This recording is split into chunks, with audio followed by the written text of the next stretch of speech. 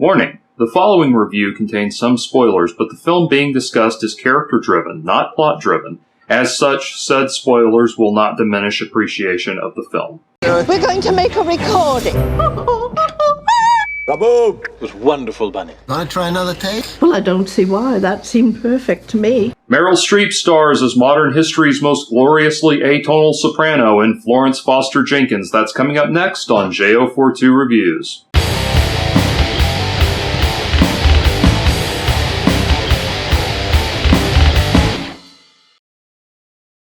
The internet has contributed thousands of now commonplace colloquialisms and buzzwords to our collective lexicon, not the least of which is cringeworthy, a word that describes every moment of a Florence Foster Jenkins performance. Described by Harlan Ellison as sounding like a seagull getting an enema, Florence Foster Jenkins enjoyed a brief but captivating stint in the World War II era public eye as an opera singer with absolutely no discernible talent whatsoever. She was shrill, off-key, off-time, and above all, oblivious to her own breathtaking lack of musical ability.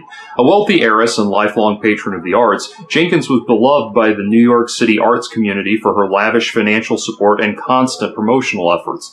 As such, when she called upon that same artistic elite to bolster her own musical aspirations, they were considerably reticent to be brutally honest with the elderly eccentric, creating a real-life Emperor Has No Clothes situation. Miss Jenkins comes to the silver screen courtesy of Meryl Streep, an actor who, like Jeff Bridges, Anthony Hopkins, or Glenn Close, is able to disappear into her character to such a degree that we truly forget we are watching an actor. No better choice could have been found to embody this lovably oddball character, and as I watched the film, I found myself amazed that this was the same woman who had previously performed in Manhattan, Sophie's Choice, Doubt, Julie and Julia, Out of Africa, The Devil Wears Prada, and countless other iconic roles. Streep's direct counterpart is Hugh Grant, playing Florence's second husband, St. Clair Bayfield. In stark contrast to Meryl Streep's dynamic range, Grant is one of those actors that essentially plays himself in all of his movies. It's the same bland but charmingly befuddled upper-crust Anglican character that he played to great effect in Four Weddings and a Funeral, Sirens, Notting Hill, Music and Lyrics, Love Actually, and countless other cast-to-type affairs. When he's properly placed, however, Grant is endlessly enjoyable on screen, and this is certainly one of those occasions. The film's most unexpected standout performance comes courtesy of Simon Helberg of Big Bang Theory fame, who plays Jenkins' perpetually aghast accompanist, Cosme McMoon. It is between Grant and Helberg that much of the film's appeal lies, as the pair bend over backwards in a series of mountingly awkward social scenarios, trying desperately to keep the frail, sickly Florence Foster Jenkins from learning what people actually think of her. The premise here is that due to physical and mental deterioration from a decades-long battle with syphilis, Jenkins cannot be subjected to severe mental or emotional strain. To this end, the film seems to be channeling Goodbye Lenin, Wolfgang Becker's critically acclaimed 2003 dramedy about a German youth who must protect his ailing mother from learning that East and West Germany have reunited. The result is a love story that offers a poignant commentary on the nature of love and how it can inspire those with a truly heartfelt connection to go to extraordinary lengths to protect that one person most sacred to them. That, combined with a lush score, and by that I mean the actual soundtrack, not the parts being howled by Madame Jenkins, and studying period dress and sets, create a beautiful realm to inhabit for a couple of hours, and one well worth the cost of admission. In reality, the characters portrayed in the film were far more unlikable. Those that knew the real St. Clair Bayfield were adamant that though there was a whirlwind courtship early on, the man was eventually more of a business partner to Jenkins than a devoted husband. Similarly, the real Florence Foster Jenkins is remembered as being less lovable and more arrogant and overbearing. A favorite parlor game of hers was to play 3 recordings of the same aria, 2 by world-renowned virtuosos and then one of her own records without disclosing the name, and ask the guests to tell her which they preferred. Any party guest who failed to choose correctly would be subject to embarrassment and ridicule before the other attendees. This is not seen in the actual film, where Jenkins is just played up as a lovable fruitcake. Similarly, the film has a sternly negative portrayal of theater critic Earl Wilson, who, both in the film and real life, stormed out of Carnegie Hall during Jenkins' infamous performance and wrote a scathing review that ended her concert aspirations.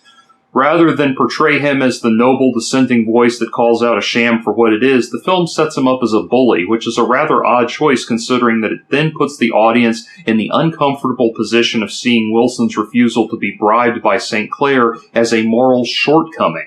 To this end, it is important to clarify that while in reality reading Earl Wilson's review and others was devastating for Jenkins, it did not cause her to collapse dramatically and be hauled off to her deathbed. She actually suffered a heart attack 5 days after the Carnegie Hall performance while shopping at G. Schirmer's music store and died a month later of complications. It's important that these errors made deliberately for dramatic effect be acknowledged, as they otherwise run the risk of entering the historical record. To quote Maxwell Scott in The Man Who Shot Liberty Valance, when the legend becomes fact, print the legend. Stilted historical accuracy aside, the film does acknowledge a two-sided ethical dilemma when it comes to people like Florence Foster Jenkins and indulging her nuttiness. Every so often we see these people rise to fame who attain a level of fame that they believe is a result of their artistic ability, when in reality their fan base is just lining up to laugh at them, not with them. Is it ethical to be such a fan, especially knowing that these oddballs would lose their appeal if they were self-aware? On the other hand, is it ethical to allow morbidly fascinating hacks to dominate public awareness and critical commentary when there are thousands upon thousands of brilliant artists out there rotting in obscurity? However sympathetic the film may be to its subject matter, it always holds these questions in the forefront of the viewer's awareness. I would imagine many people will see this film and, like myself, be hoping for some answer to the crucial why of Florence Foster Jenkins' bizarre novelty career. But as Marilyn Manson pointed out, when someone asks you, what does this mean with regards to a piece of art, that question is the meaning. A piece of art is a question that we carry with us and ponder for the rest of our lives. There are many whys for Florence Foster Jenkins. Instead of answering them, the movie takes time to accentuate many of them and leaves us as baffled and fascinated as the many attendees of her concerts. For that reason alone, it is a worthy experience. Thumbs up. If you enjoyed this commentary, please help me continue to bring you more content by making a donation to patreon.com/JordanOwen42. Your contribution will help me turn this channel into a hub of libertarian pop culture discussion and current events commentary. Thank you for listening, and as always, please hit the subscribe button if you haven't already.